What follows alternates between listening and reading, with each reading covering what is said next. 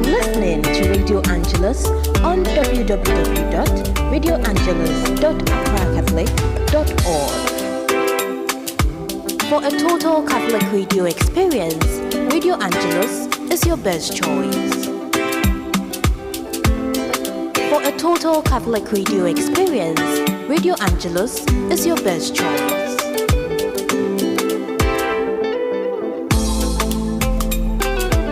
You are listening to Radio Angelus on www.radioangelus.accracatholic.org.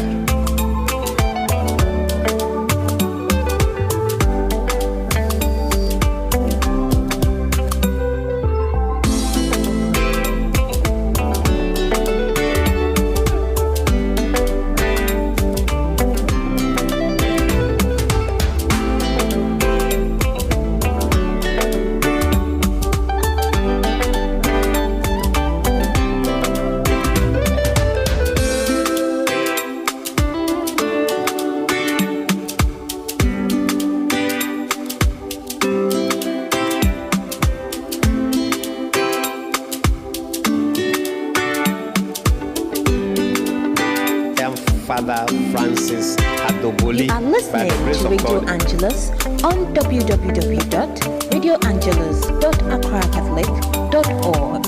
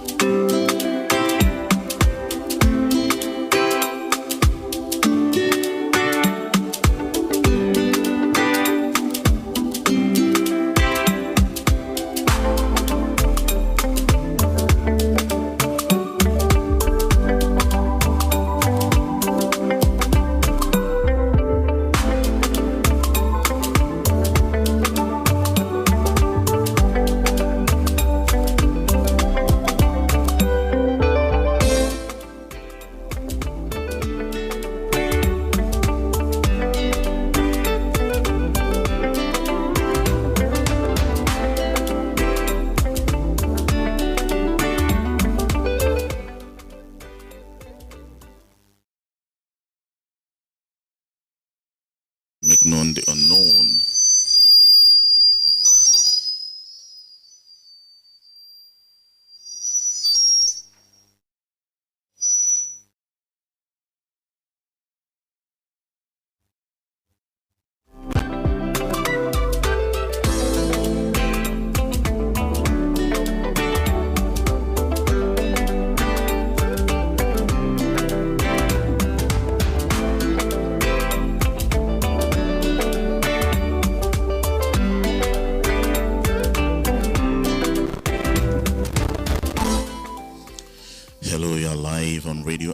via www.radioangelus.com.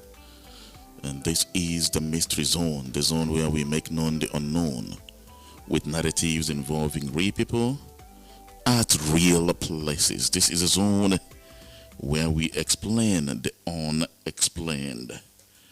Tonight we will be discussing the role of the church in relation to governance. The role of the church in relation to governance. We'll take a quick breather and we'll come back. We'll move straight into action. And do me a favor, call your friend, call that special confidant of yours. Tell them that tonight's program is for them. It is going to be exciting intellectually, and also it's going to be very, very, very interesting. Make sure you join us with your comments, questions, whatever view that you have. You are free to share, and we would I believe have a very, very great time as far as tonight's program is concerned. My name is Jossey Anderson. We'll be right back after this commercial break.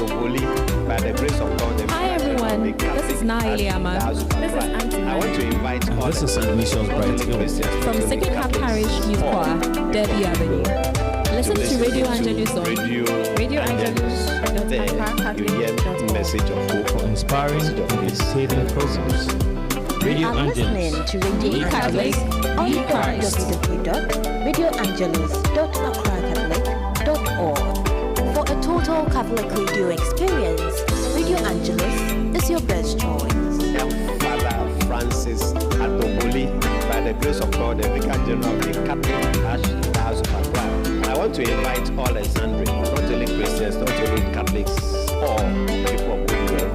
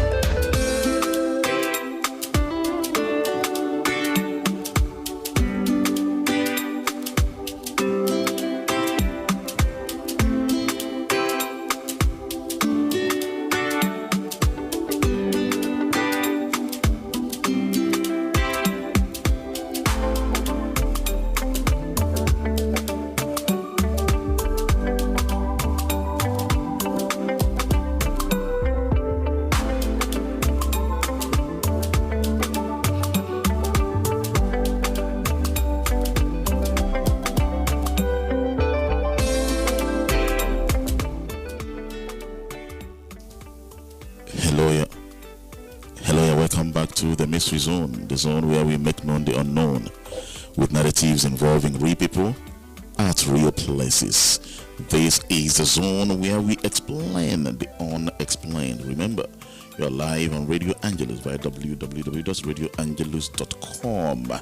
Tonight, like I said earlier, we are looking at the topic, the role of the church in governance. Remember, the Mystery Zone is about ecumenism. We encourage inter-religious dialogue and religious tolerance. We have zero tolerance for insults, needless name-calling, and intellectual dishonesty or intellectual deception. You are free to offer alternative viewpoint as strongly as possible, but please do so with recourse to decorum and civility. The views and comments expressed by panelists or contributors on the Mystery Zone are solely and entirely those of the individuals and do not represent those of Radio Angelus. I repeat, the views, comments, contributions, opinions shared in whatever form or shape do not represent those of Radio Angelus, and they are entirely those of the individuals. The show is proudly sponsored by Ini Royal Ghana. Ini Royal gives you the best natural fruit juice to boost your immune system. It will also help you to live a very healthy life. For a perfect blend of natural goodness for your events, for your outdoorings, for your weddings, for your parties and other corporate functions, contact Inni Royal Ghana on 055-967-8030, 055-967-8030 or 054-31-46542, 054-31-46542. The show is also sponsored by Food 101. This is the brand we absolutely love. This is the brand you can trust. Call Food 101 for your corporate home and event catering. You should also try their soups and stews. They make your life so easy.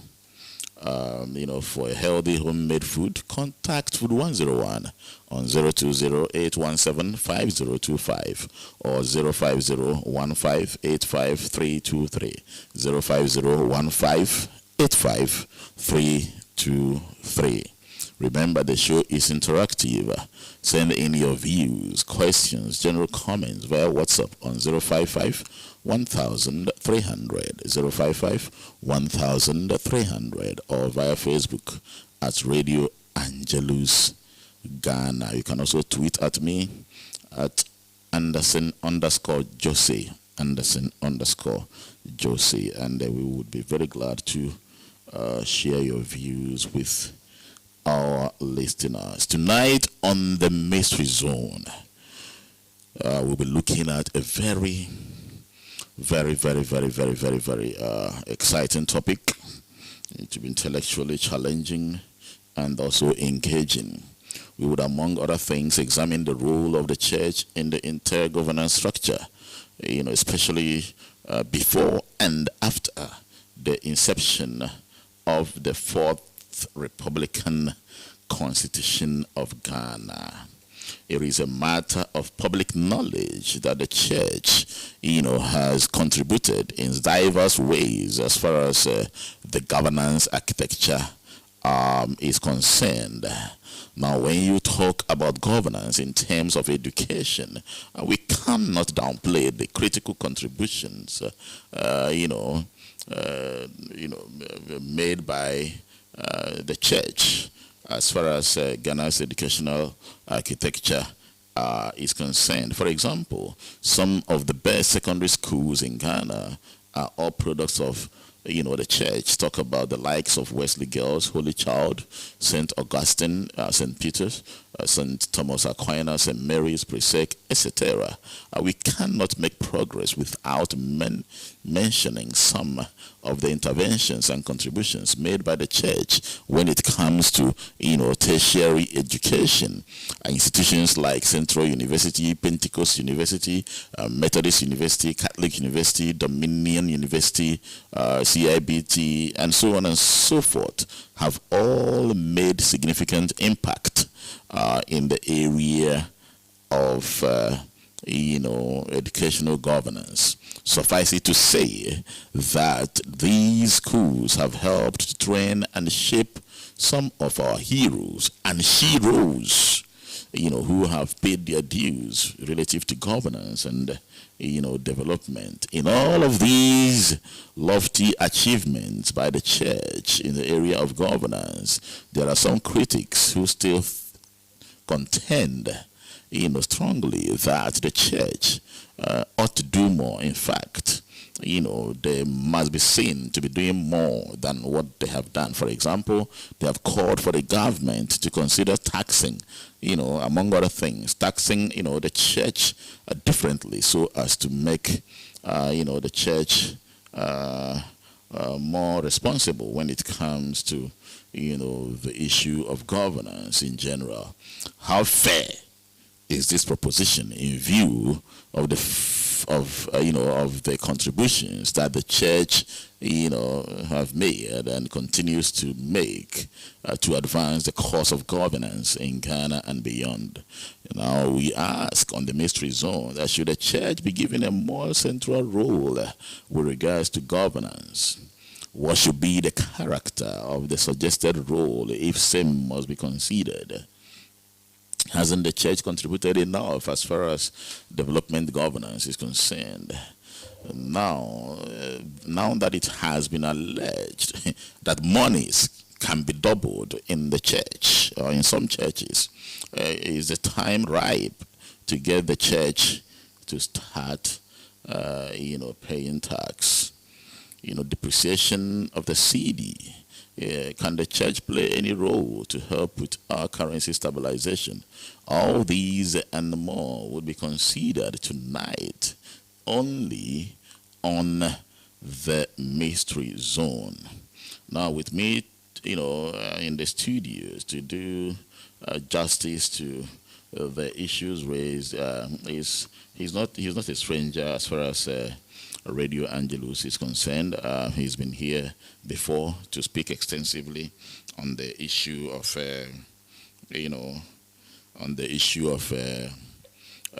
church and taxation, and it was a very, very, very, very, hot topic at the time, and it really traveled far and near, and the comments were so diverse and interesting. And tonight we have him in the studio. He's in the person of Frank Toblu. He's a tax expert, a chartered accountant, and he is a CEO. He's a CEO of Ziba Consult, and he's also an economist. And tonight, the discussion will be interesting because we'll discuss religion, we'll discuss economics, we'll discuss taxation, and all that. Send in your comments and your views, like I announced. 055 1300, 055 1300. Now, Frank Toblu, you're welcome to the Mystery Zone. Thank you, my brother. Good. How are we doing? We are doing fantastically well. Good. Yes, you have actually listened to the thesis statement put together by the Mystery Zone team, and probably if we can get your general impression or general view before we deal with some specifics. Yeah, thank you very much for the opportunity once again. It's been a joy to be with you all the time. Anytime I'm called upon to have this friendly conversation on very important issues that confront our economy. And I might say today's topic is another interesting one, and we need to look at it dispassionately to the extent that we'll be looking at the role of the church in governance, especially considering the situation we find ourselves in. Dollar is on the ascendancy. Ghana cedi is depreciating on daily basis. And that is the situation. There is high rate of unemployment in this country. I think we are experiencing what you call stagflation. No more inflation, it's stagflation, because two things are happening at the same time. I can say on authority that the economic growth of this country is very small, but if you look at unemployment, very high, inflation, very high. So we cannot just simply say that we are experiencing inflation in this country, but rather we are now in a state of stagflation.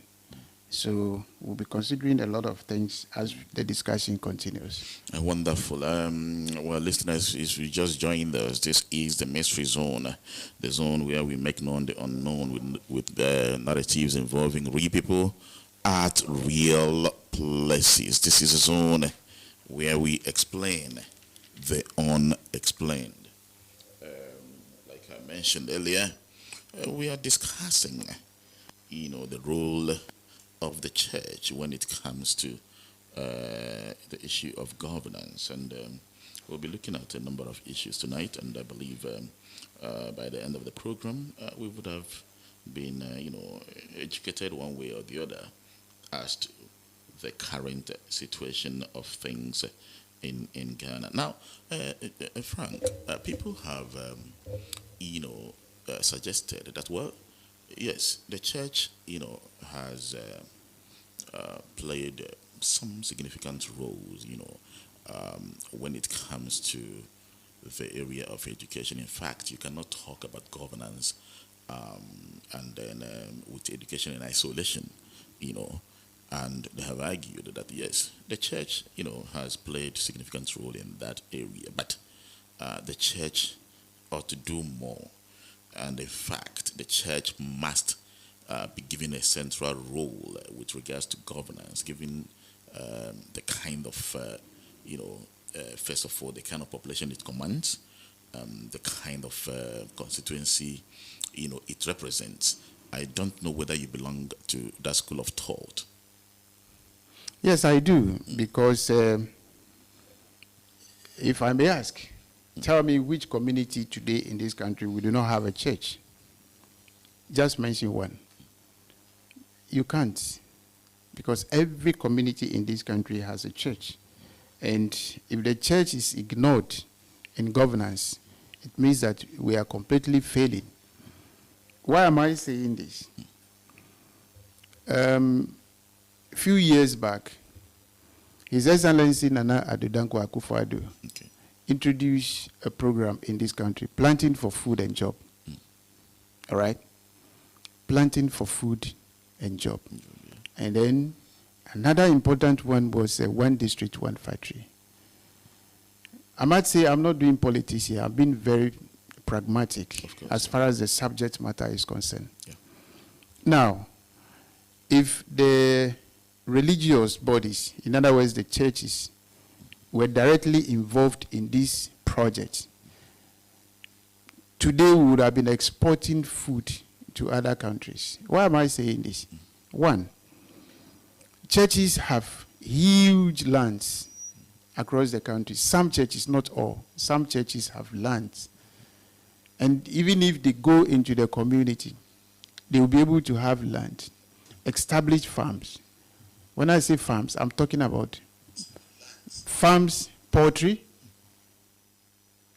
farms, food crops, in any form that you can cultivate and rear animals, okay?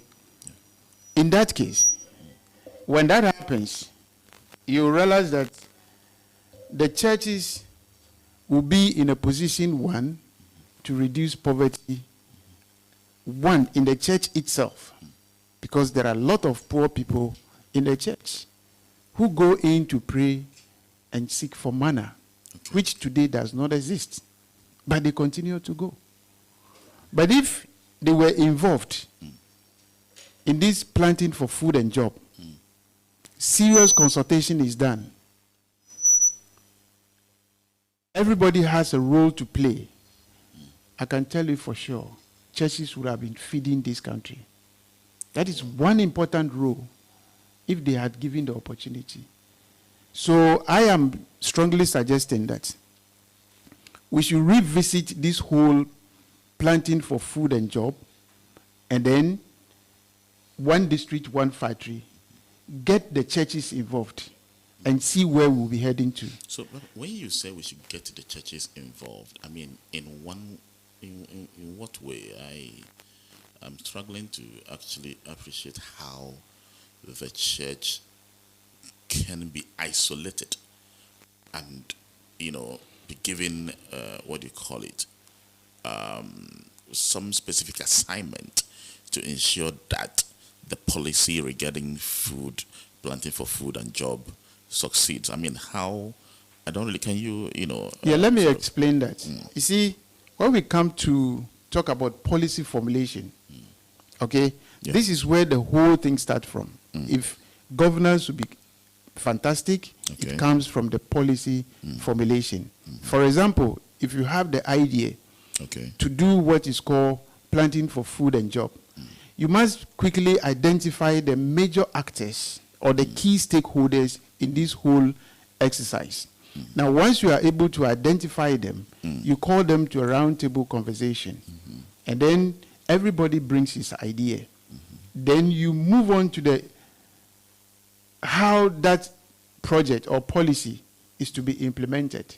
And that is where I am of the view that if we take planting for food and job, for instance, at the policy formulation stage, you invite the churches. When I say churches, the leadership, maybe Christian council, you invite them that, look, we are coming out with this policy. We know you have numbers in this country, okay? So we want every church to at least establish a farm in each community where you are located, especially those outside Accra. Even those in Accra or in the major cities can go outside and acquire land, establish those institutions like farms, and then employ the members of the church to work there. In that case, the church is playing a role in governance. But then it happens when the leadership of the country, in other words, the governance, is given back to the people. That is when I say the people, to the church, because we are zeroing down to the church. Now you invite them, you give them the policy, you give them the idea, you involve them. Now, why am I saying this? You realize that if you involve them, they produce, the church consumes, and the church sells to the economy. It reduces importation of the very products that we consume in this country. For example, where are we in this crisis today?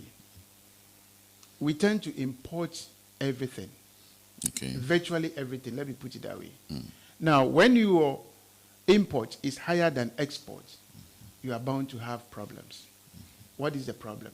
You need more dollars, in other words, foreign currency, to be able to import the product into your country. What happens? If you do not get that, what it means is that you have to go elsewhere to look for it.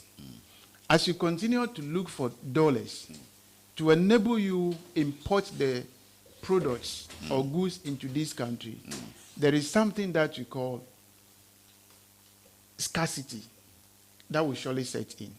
Because when you are not getting the dollar, in other words, there is a shortage of dollar in the system, we get into a situation that we call excess of demand over supply. What happens? If there is excess of demand over supply of the dollar, then the price of dollar will surely shoot up. That is the situation we find ourselves in now. And you need more cedis to buy fewer dollars. Okay? That is one of the major challenges. So if the churches were involved and we are producing the product internally or locally, there is no need to look for dollars. But Frank, you see, looking at the way politics is done in this country, immediately you, let's as a government, you decide to get the church involved, to be very active in one government policy or the other. Now you risk probably, if you like, compelling the church to to walk on forbidden waters, assuming that you have a situation where you have one particular church championing the policy of planting for food and job as you are advocating. Automatically, I mean, that would be turned into a political football. Oh, because that particular church will be tagged, to be either sympathizer of one political party or the other because of the way it is championing a particular policy. So have you considered that particular danger, that particular mischief? How do we cure that mischief and still achieve, what ought to be achieved? Yeah, thank you. It is simply achievable in the sense that what is the role of Christian Council? What is the role? That is the institution that has to be invited at the policy formulation stage. So once they are involved, it becomes a national issue. Okay? So they go out there, have this conversation with the leadership of the state, and come out and leave it open that, look, this has become a national policy. If any church is interested, they are free to go into it and have it run. So if you are a church and you do not want to do that, I think you don't have any cause to complain. Now, if a church decides that, look, I do not belong to party A, and because they are doing something that is beneficial or that will inure to the benefit of the entire nation, and you will not participate, it is your own problem. For instance, if we have a church, maybe after the policy formulation stage, everything is done, it becomes a state policy that we want churches to go into farming, and you are one particular church at the corner and do not want to go into the project, you don't have the moral justification to say that it is because it is party A or party B, that is why some other churches are doing it. Now, one important question I would want to raise and answer is that if there is hunger in a country, does hunger know political party? Of course, no. The answer is obviously no. Yeah. So when you are producing food to feed a nation, what does that got to do with politics? So for this one, I don't think that anybody will begin to say that, oh, it is for this party A or party B. No. We are producing to feed the nation. I remember in the period of Achampon, Operation Feed Yourself. It happened. I remember President Rollins, Youth in Agric. It happened. Today, if it is planting for food and job, it's for Ghana. I don't think it's for a political party A or political party B. So the most important thing, the role of the church in this whole exercise is that they should play an active role. Because when you do that, one, you are eradicating poverty. If you take a critical note, you realize that year in, year out, churches go out to do donation to the poor and the needy in the communities. How long will you continue? But whose money are you giving out to the poor? It is the same poor people who come to your church, do the offering and everything. You package it back and go and give to them. So it's a just cycle. Okay? But then if you begin to train them to produce something that can benefit them, one, and benefit the nation as a whole, then we are reducing our imports. Once we are reducing our imports, it means that we are conserving more dollars in the country. Once we are conserving more dollars in the country, the pressure on the dollar, on the CD will come down. okay, and then we'll have a very good economy to live in. This is just a fundamental economics that I think if we understand from this angle, it will help us. Again, let me say this. Okay. We have what we call dollarization. Today in Ghana is playing a significant role in governance. Yeah, but we'll get to that in a moment. But let's just tidy up the issue of church getting actively involved in the policy that you just talked about. That's planting for food and jobs.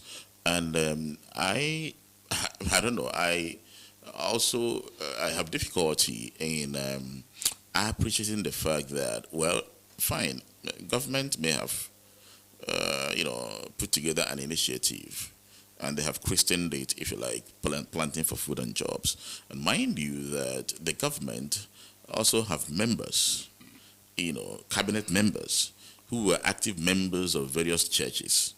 So to suggest that the churches are not actively involved might not be entirely the case, because, if you have a member, a cabinet minister who is a member of, let's say, a Catholic church, one is a member of the Pentecostal church, and the other is a member of Charismatic and what have you. I mean, they should have what it takes to be able to influence their members, to sort of buy into the idea of planting for food and jobs. So I don't see how, the policy can only work when you then make it a deliberate policy that, look, the church, this is the church. So, I mean, we want you to lead the charge when it comes to getting people to buy into the idea of planting for food and job. Then they would ask you, so whom do they pay their taxes to? It's to government. So that should be their business, not the business of the church. Yes, if you listen carefully, earlier on I made a point that if there is a hunger in a country, it doesn't affect, it affects everybody. Exactly. It doesn't affect a political party. Yes, the answer is obviously, I mean, speaking for itself. Now, what I am trying to say is that, yes, you have Kofi Mensah, who is a member of political party A, who is a cabinet member in a church, okay? But it is not the duty and the responsibility of that church member to go and tell church to go into farming. It's not. Here, I am talking about a situation where we have it as a state policy. Okay. Okay? So you're formulating a policy and you get major stakeholders involved. Now, when we're talking about major stakeholders, you see, if you identify agriculture, okay, as a backbone of this country, what do? You must identify the major stakeholders in agriculture, okay? Who are the actors in agriculture? Obviously, all of us. Yes, yes. Okay?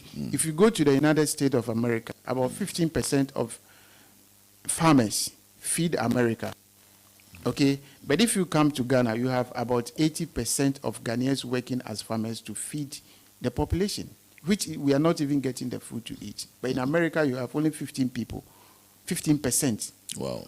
That so is where it. is the disconnect coming from? Just Google and see. You have just about insignificant percentage of number producing to feed the entire America. So what are they doing right that we also Yes. not doing? So you see the kind of support they have from the state to go into agriculture. Our locals here are not getting that same thing. And that is why I am saying that if we make it as a state policy, okay, that look, churches go into agriculture, support the churches, recruit members of your church, go into agriculture, produce food to feed the nation. I can tell you, where we are today, we will not be here. We would have been producing to feed other African countries.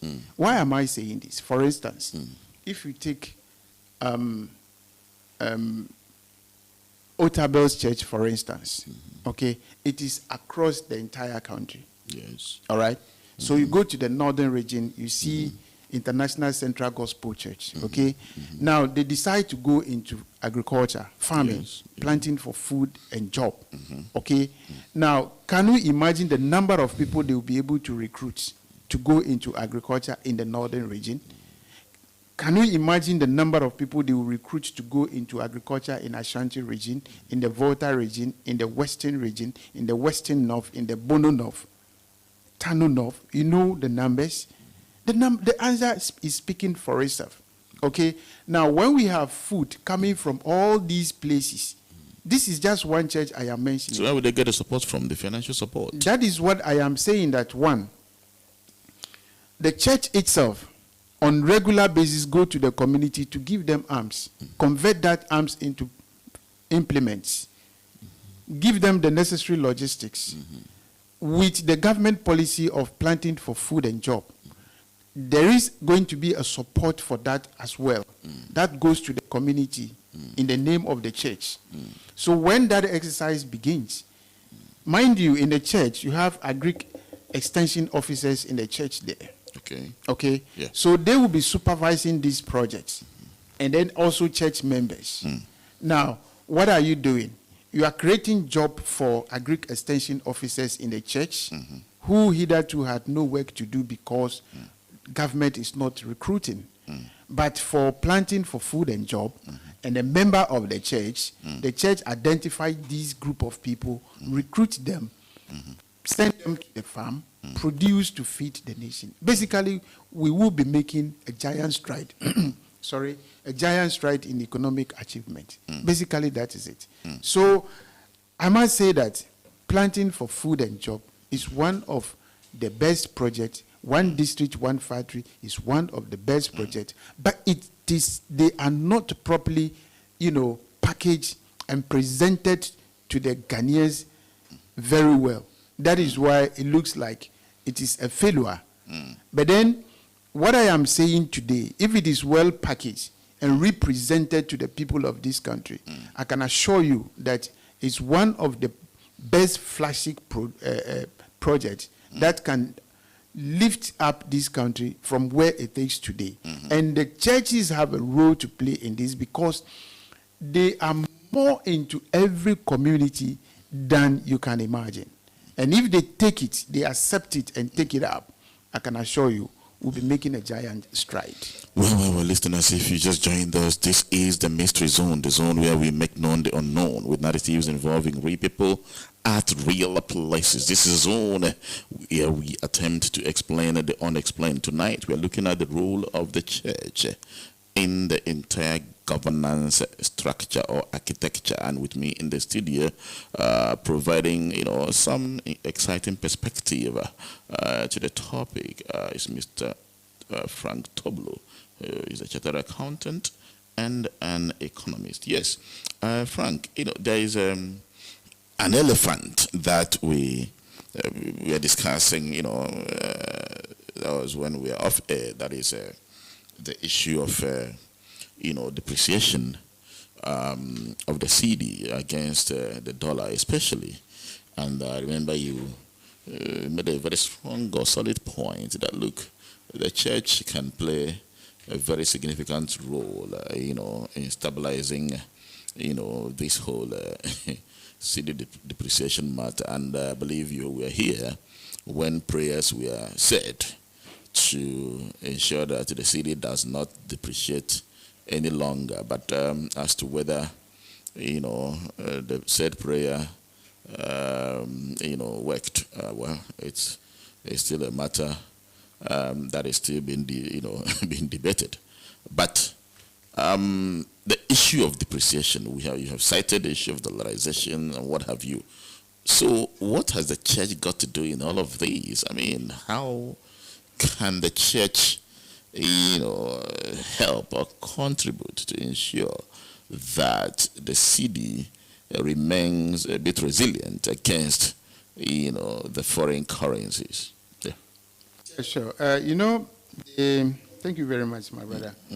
The early churches, when they were coming into this country, they came in with their dollars, their pound sterlings.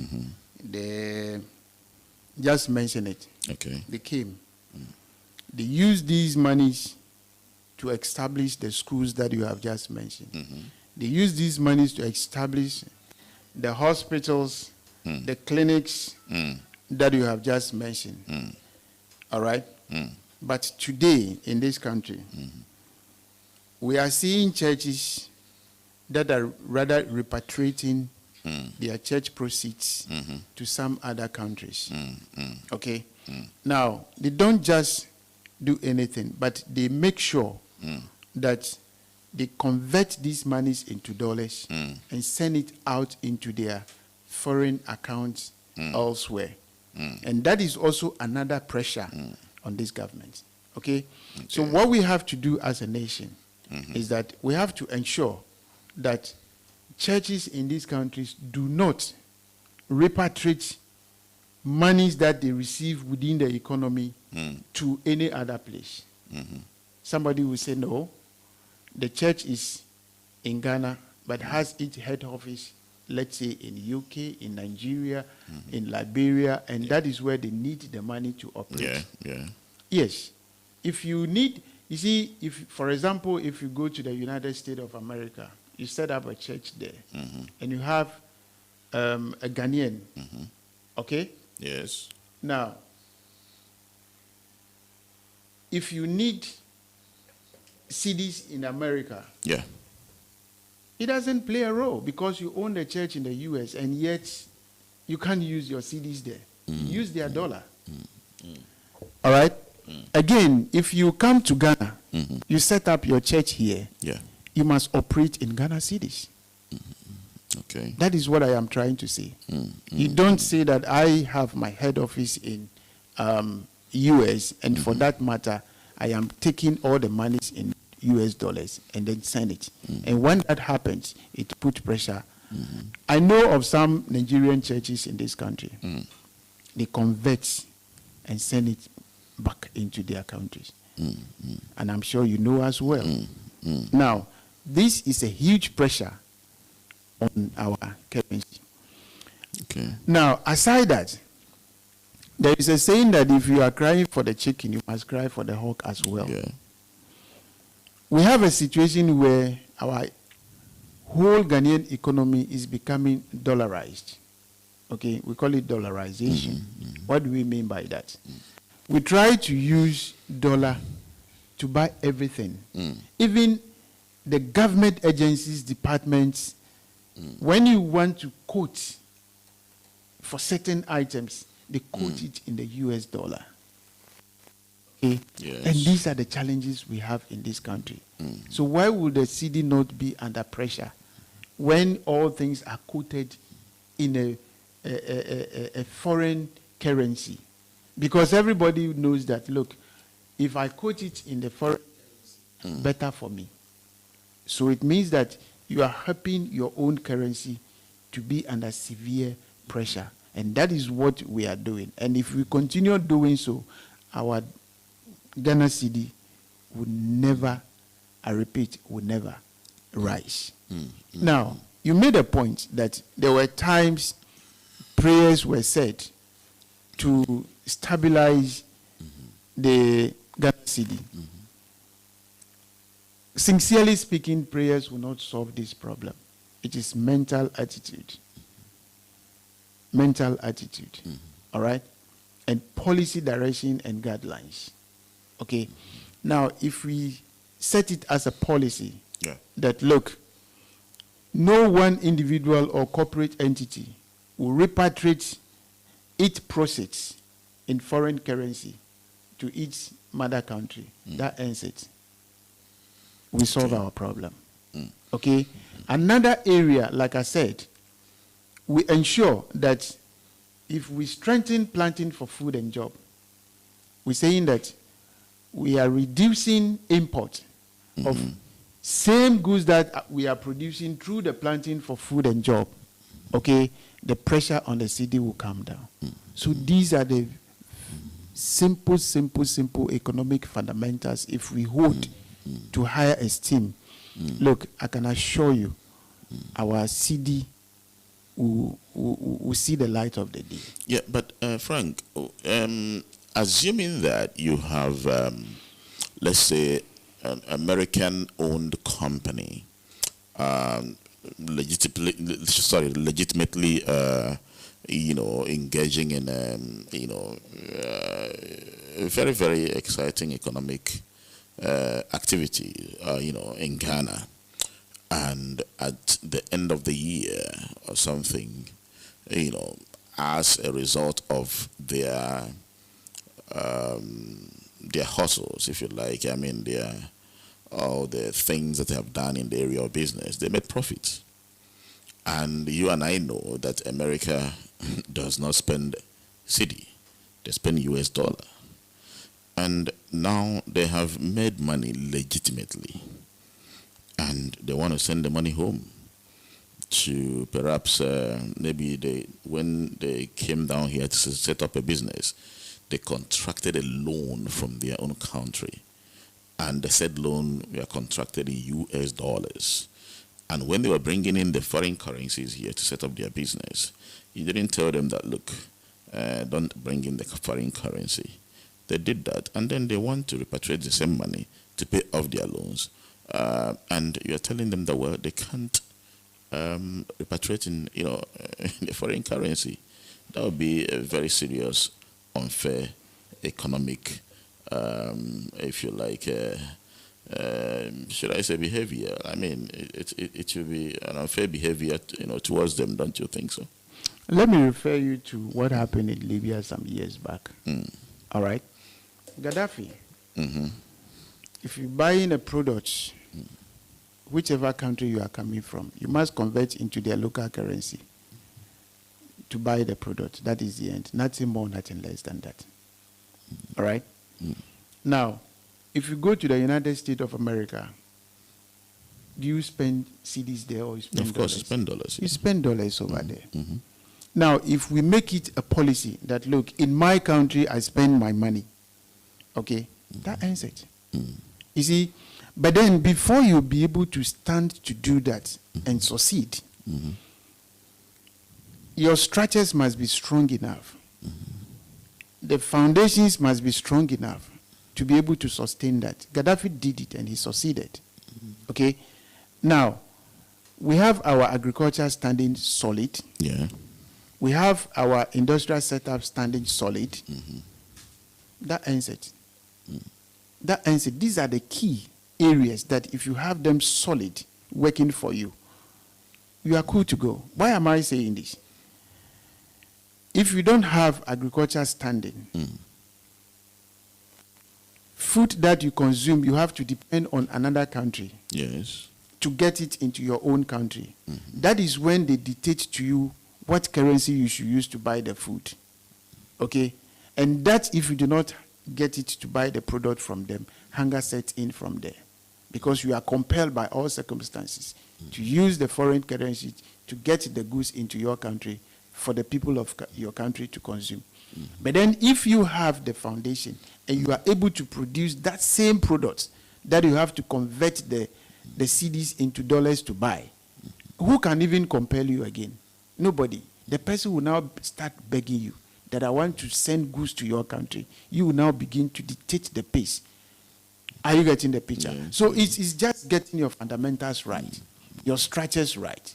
Okay? So if your agriculture setup is solid, okay, that is why I said that if you have the church buried into planting for food and jobs, government should listen to this and try it and see. Get the churches involved. There are a lot of people in the church who need job.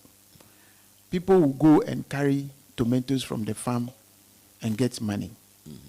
People will send it to the market and sell and get money. Your silos will start because there will be so much you produce. People will be employed, accountants will be employed at the silos. Transport companies will rise up because they have to cut the goods from the hinterland to the city. Yes, yes. Workers will get job at that level. So it's a whole chain. It's not something that, you say that you are only doing agriculture. It's a chain. Okay? A lot of institutions are connected into agriculture to the extent that if you do it and do it very well, the entire economy will be on a very good pedestal to a successful level. So basically that is it. So for me, as one individual, I will solidly appeal to the leadership of this country that when they are formulating policies, they should get the Christian Council involved. Then the Christian Council will play a role in disseminating this particular information to the members. And then institutions or the churches that are ready and willing to participate should be supported. Okay? And when that is done, then the church is playing its role in the governance of this country. So this is the connect. You see, this is the connect of the role of the churches in governance. But then the church cannot just stand up and say, I am doing this in the name. No. Of course, there are some churches that are into farming already. Of course. But they need the support to do it on a bigger scale so that we'll be able to see the real benefit of the church in farming. Okay? In other words, in governance. So, like I said, the leadership of this government should get the churches involved to implement planting for food and job. And I can assure you, this country will be turned around in less than no time. This is just a straightforward, message to the leadership of this country. And if that is done, trust me, we'll be riding cool to success. Well, listeners, this is the zone where we make known the unknown with narratives involving real people at real places. If you just joined us, this is Radio Angelus, connecting live from, via www.radioangelus.com. And with me in the studio tonight, doing justice to the topic advertised earlier, is Frank Toblo. He is an economist and also a chartered accountant. Tonight, we're discussing the role of the church in the entire governance architecture of the country. We have less than 5 minutes to round up. Yes, Papa, there's something that I would want you to avert your mind.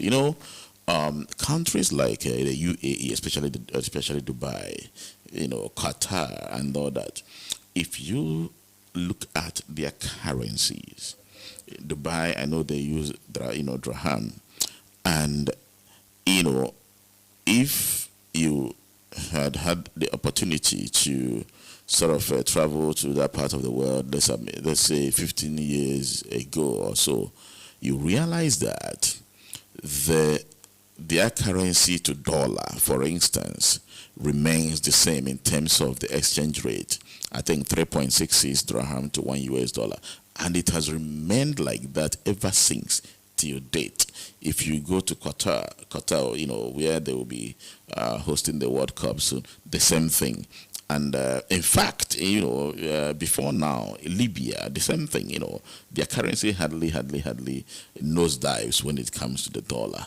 Now, don't you think it's about time that probably leaders from this part of the world maybe take a trip to places like that to find out what is it that they do differently, to make sure that the dollar doesn't crash their currency, their local currency.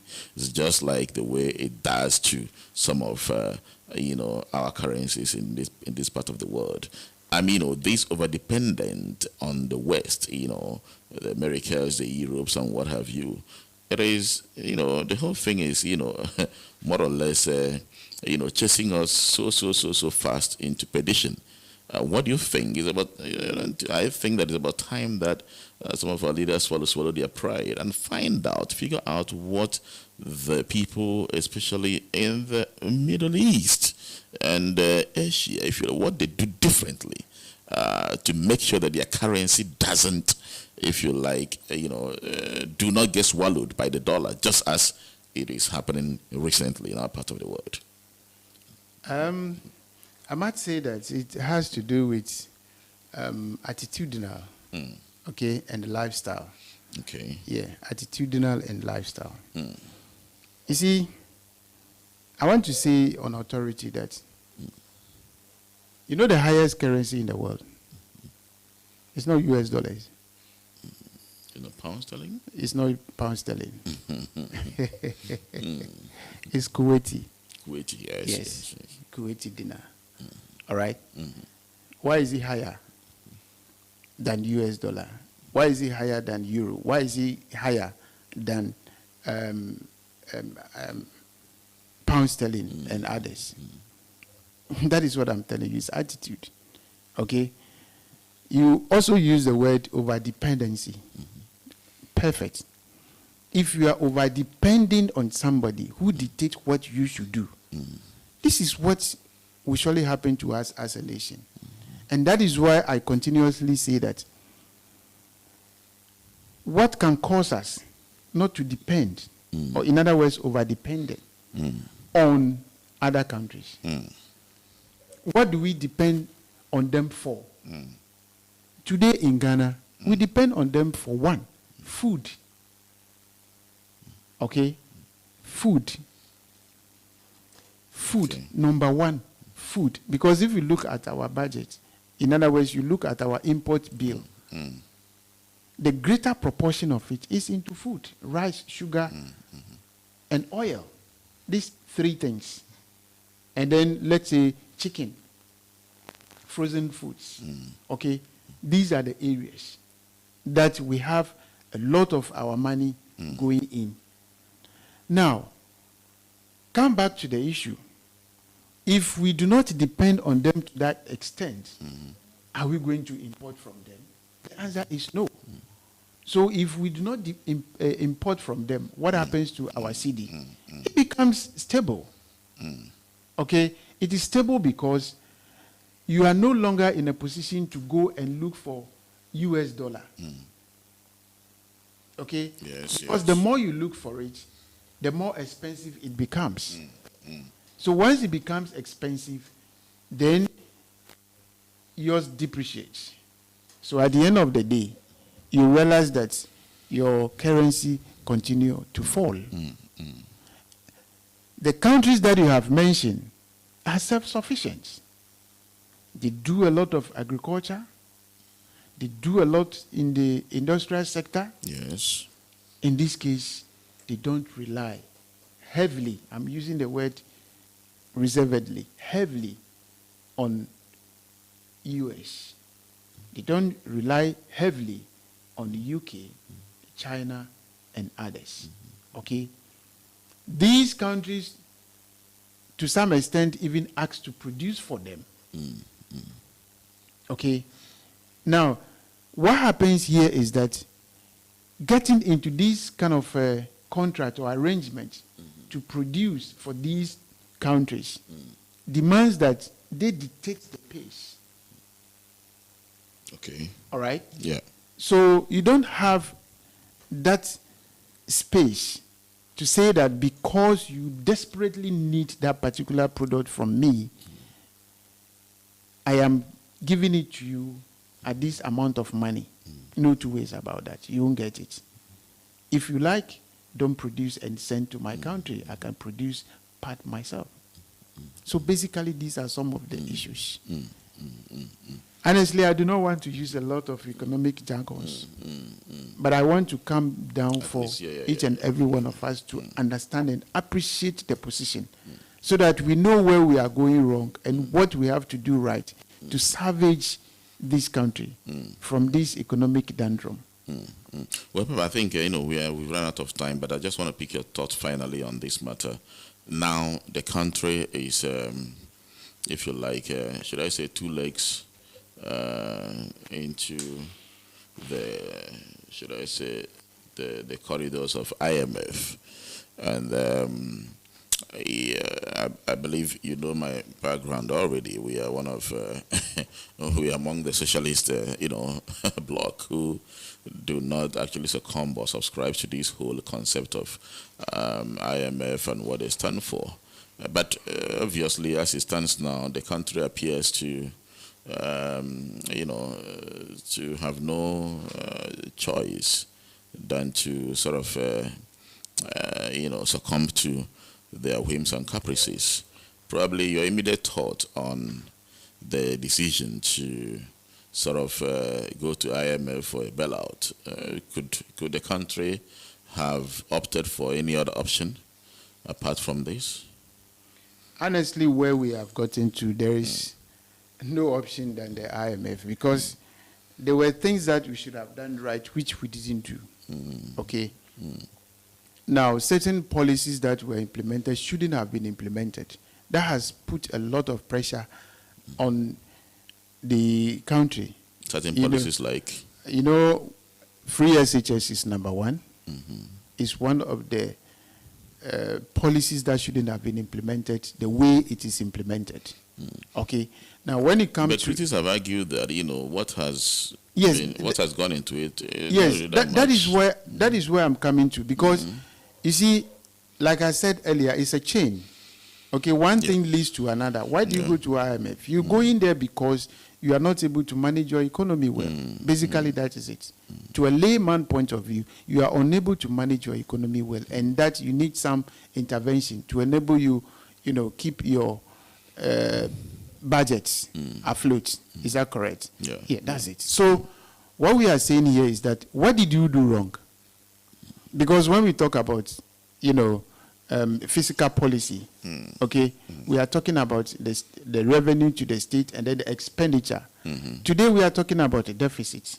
We have what you call primary deficit, conventional deficit, and all that. Okay, now we have a lot of deficits that we have to take care of. Okay, now how do we take care of these deficits?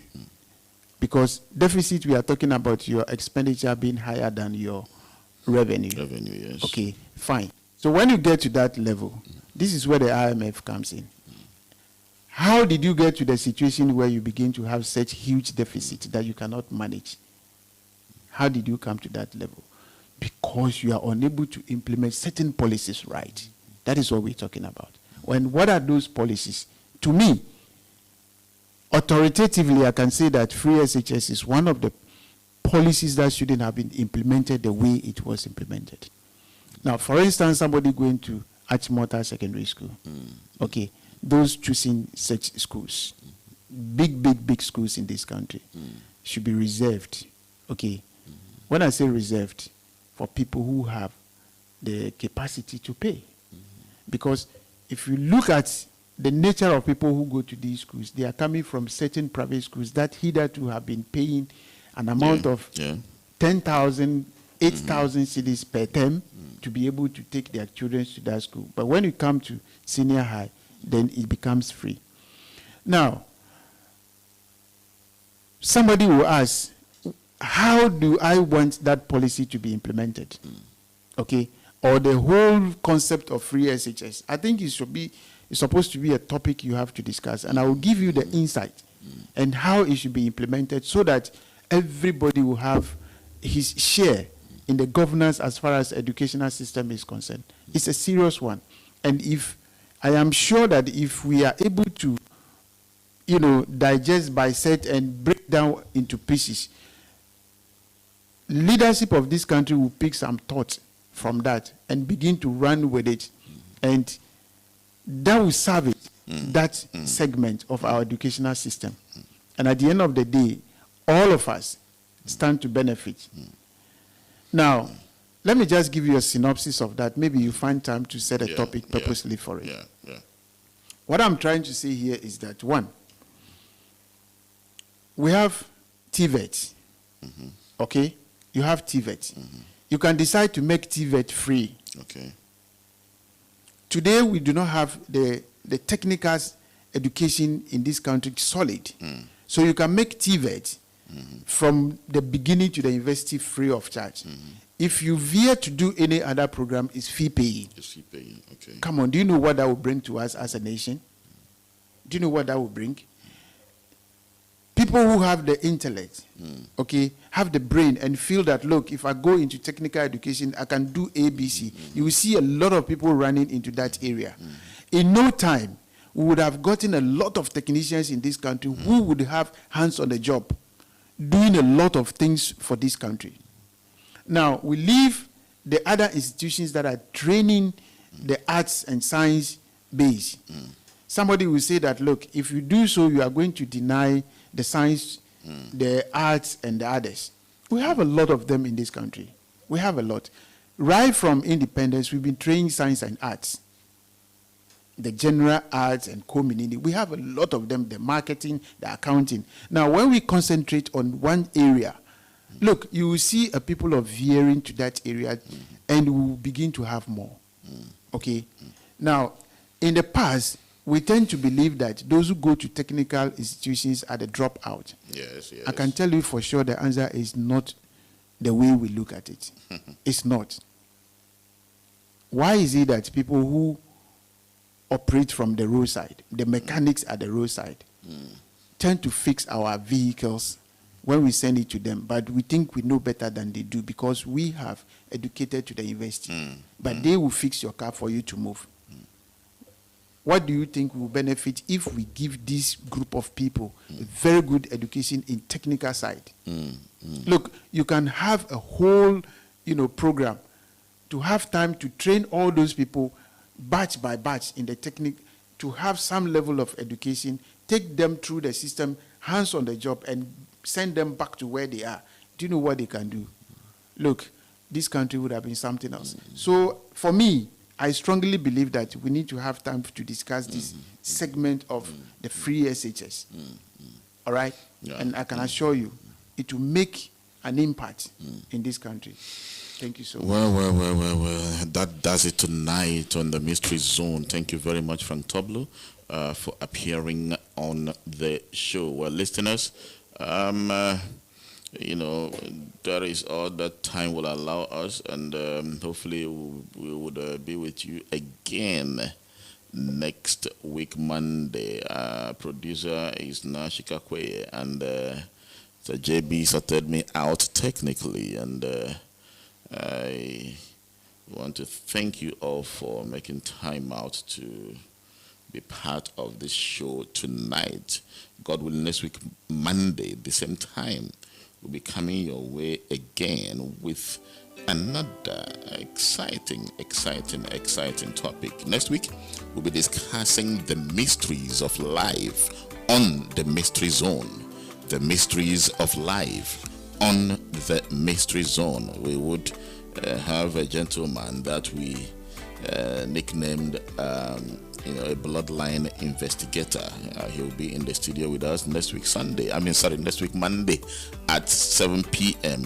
Tell a friend to tell a friend. It will be mind-boggling.